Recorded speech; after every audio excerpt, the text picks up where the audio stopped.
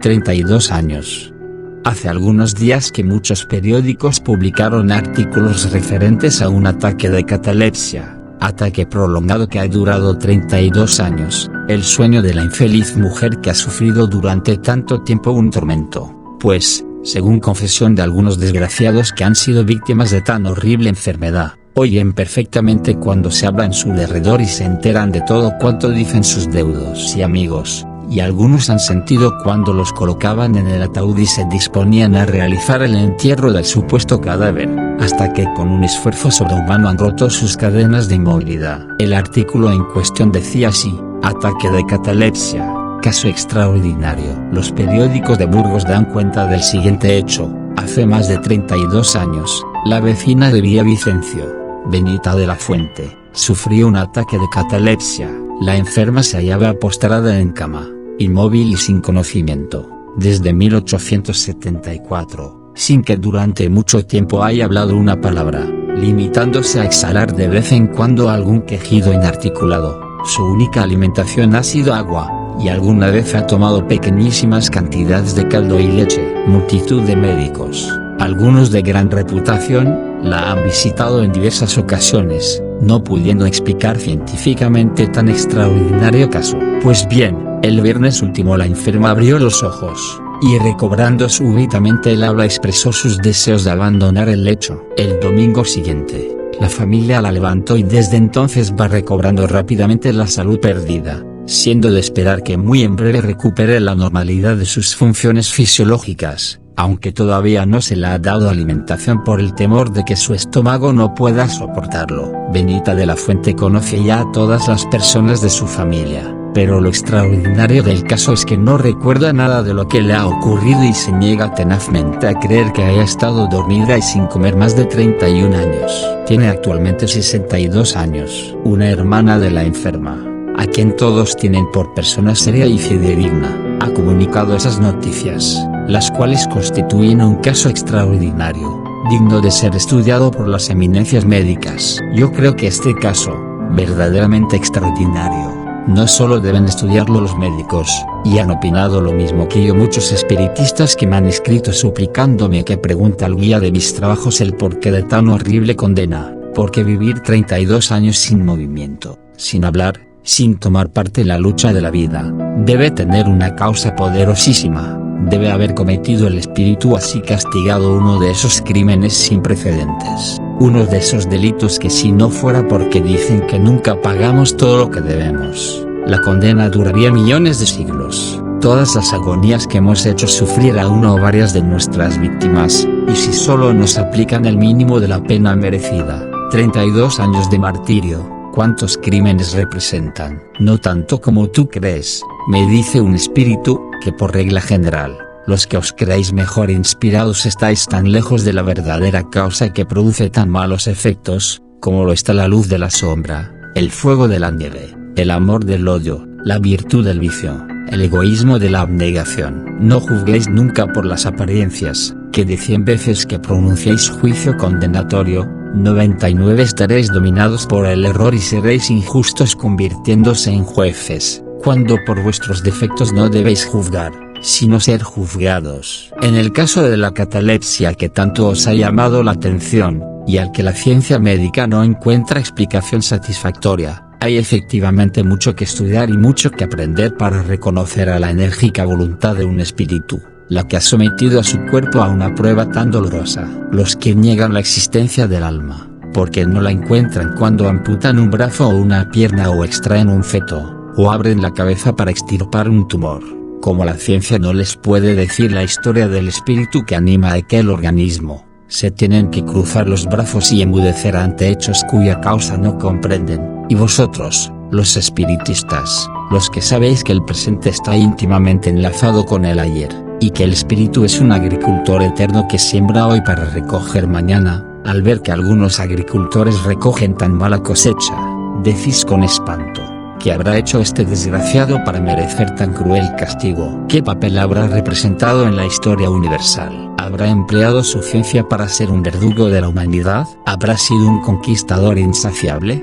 Y vais acumulando pregunta sobre pregunta, y mientras más preguntáis más lejos estáis de la verdad, como sucede ahora con esa pobre mujer cataléptica, que amontonáis sobre ella crímenes espantosos, y en realidad no es así, es un espíritu desequilibrado, que ha amado mucho, pero con ese amor terrenal, egoísta, absorbente, dominante, avasallador, que prefiere la muerte del ser amado antes que verle dichoso en brazos de otro ser. Esa mujer, que hoy pertenece a una clase humilde, y que a no ser por su enfermedad hubiera pasado completamente desapercibida en la tierra, en otro tiempo su sitio era un trono, y aunque su reino era pequeño, ello lo hizo grande por la severidad de sus leyes, y por ser el juez que dictaminaba las sentencias. Parecía insensible a los encantos del amor, casado por razón de estado, sin sucesión, era una mujer de hielo, intolerante para las faltas cometidas por amor. Su corte parecía más bien una comunidad de monjas y de frailes sin votos.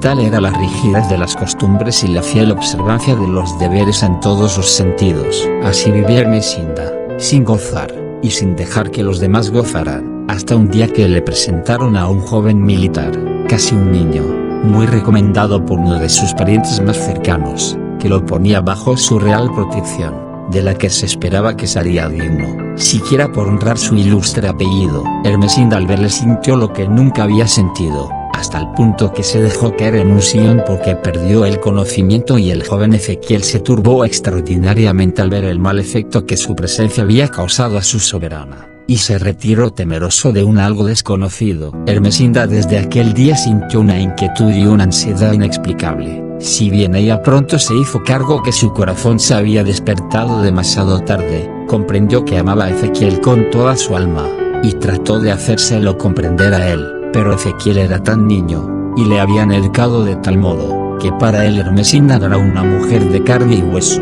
era una santa a la que había de venerar de rodillas, pero a gran distancia, para que el hálito humano no manchara su pureza. Así es que mientras ella cortaba el camino para encontrarse más pronto con él se alejaba de ella dominado por el temor de ofenderla, y como cuando uno no quiere, dos no se encuentran, Ezequiel se fue alejando de Ermesinda, y ésta se convenció que el joven huía de ella. Sintió entonces celos. ¿De quién? De todas las mujeres de la corte. No tuvo valor bastante para decirle, ven que yo te amo.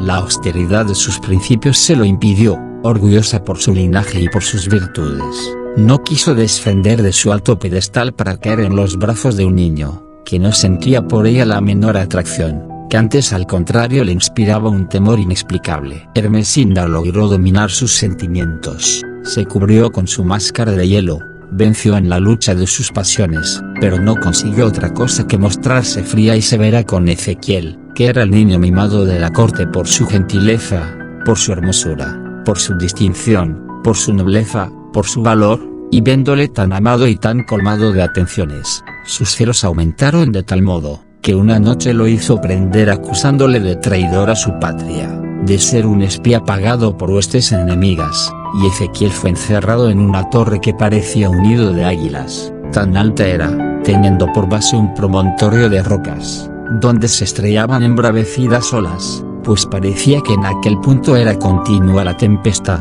Tan fuerte era el oleaje que rugía enfurecido al chocar contra aquella atalaya fabricada cerca de las nubes. Cuando lo tuvo ahí encerrado, Ermesinda se tranquilizó, diciéndose a sí misma, no viéndole, no descenderé de mi alto pedestal, no le diré que no puedo vivir sin él, y no sufriré el atroz martirio de verle en brazos de otra mujer. A grandes males, grandes remedios, cometo un crimen acusando a un inocente, pero evito mi deshonra ante el mundo y ante él y dejo de sufrir un dolor que me conduciría a la locura, porque el dolor de los cielos es la locura en acción. Durante algunos días se habló de Ezequiel, pero después todos enmudecieron temiendo ser castigados como el joven espía, sobre el cual se acumularon tan horribles acusaciones, que hubo quien aseguró que había vendido muchas plazas fuertes a legiones enemigas. Ermesinda urdió en secreto la tela de tantas patrañas y pronto Ezequiel fue dado al olvido, aunque muchas mujeres lloraron su ausencia lamentando su infausta suerte, pero todo en silencio. Nadie tuvo valor para defender al inocente,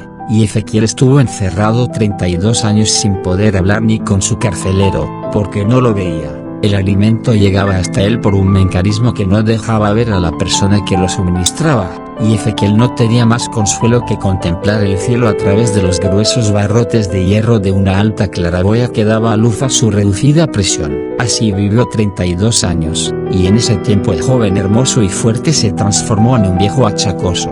Sus rubios cabellos perdieron su color de oro, se volvieron amarillentos y por último blancos como la nieve, y cuando menos lo esperaba, se abrieron las puertas de su prisión y recobró la libertad. Ignorando por qué la había perdido, regresó a su casa y toda su familia había muerto. Entonces se enteró de la calumnia que la había deshonrado y pidió ver a la soberana. Pidió una audiencia que no le fue concedida, porque Ermesinda ya estaba en la agonía. Al comprender que iba a morir, quiso dejar en libertad al hombre que tanto había amado, y murió tranquila porque una dama de toda su confianza le dijo que había visto a Ezequiel que estaba desconocido con su cuerpo doblegado bajo el peso de los años y el dolor. Ezequiel no tardó en seguirla, y al verse los dos en el espacio se compadecieron mutuamente, y él la perdonó porque ella había pecado por amor. El perdón de Ezequiel le hizo tanto bien a Ermesinda, que pidió ser para él la madre más amorosa, ya que el amor de las madres en la tierra es el más dispuesto a la abnegación y al sacrificio, pero antes de ser su madre mil y mil veces pidió sufrir el tormento que él sufrió víctima de su amor y de sus celos, y lo quiso sufrir padeciendo la peor de todas las dolencias, el sueño cataléptico. Quiso que su prisión fuera la más horrorosa, la que sin grillos ni cadena la sujetara al potro del tormento. Porque los catalépticos oyen cuanto se habla en torno suyo, y ellos asisten a los consejos de familia, miden por lo que oyen el cariño de sus deudos, las miras interesadas de unos y los egoísmos de los otros. Para ellos la verdad, que siempre es amarga, se presenta sin velos, y hay de aquellos que viven sin una ilusión. En su prolongada agonía Ermesinda ha tenido el consuelo de tener a Ezequiel a su lado, el que muy a menudo ha murmurado en su oído juramentos de amor, pero no de amor terreno, de amor sobrehumano, y los dos espíritus enlazados por una de esas afecciones que no se conocen en la tierra, se unirán más tarde para no separarse jamás. Ella dispuesta a ser su madre, su ángel tutelar, él, agradecido, apreciando en lo que vale la vehemencia de la pasión de Ermesinda, está dispuesto a corresponder a ella y a serle fiel eternamente. Ya ves que porvenir tan hermoso les espera a esos dos espíritus que han sufrido tanto víctimas del amor terreno y del amor divino. Ezequiel vivió encarcelado 32 años, siendo la causa de su inmerecido cautiverio el amor y los celos de una mujer, que gozaba pensando que nadie le vería, que nadie recibiría sus caricias ni escucharía sus juramentos amorosos. Lo había arrebatado de la sociedad, era suyo, le pertenecía porque le adoraba, y ahora Ermesinda ha sufrido otra prisión más horrible para hacerse digna por su martirio de adorar a su amado Ezequiel, santificada por el sacrificio. Ayer no podía decir que la amaba, mañana presentará a su hijo al mundo entero y dirá, es mío. Yo le llevé en mi seno, yo escuché sus primeros bajidos antes de verle, mis brazos han sido su cuna, su primera sonrisa ha sido para mí, sus primeras palabras han sido, madre mía, es mi hijo. ¿No es verdad que es muy hermoso? Y Ermesinda será de esas madres apasionadas que seguirá a su hijo a todas partes, hasta el patíbulo si fuera necesario. Todo su amor le parecerá poco para hacerle olvidar a Ezequiel el tormento que su loca pasión le causó durante 32 años. Adiós.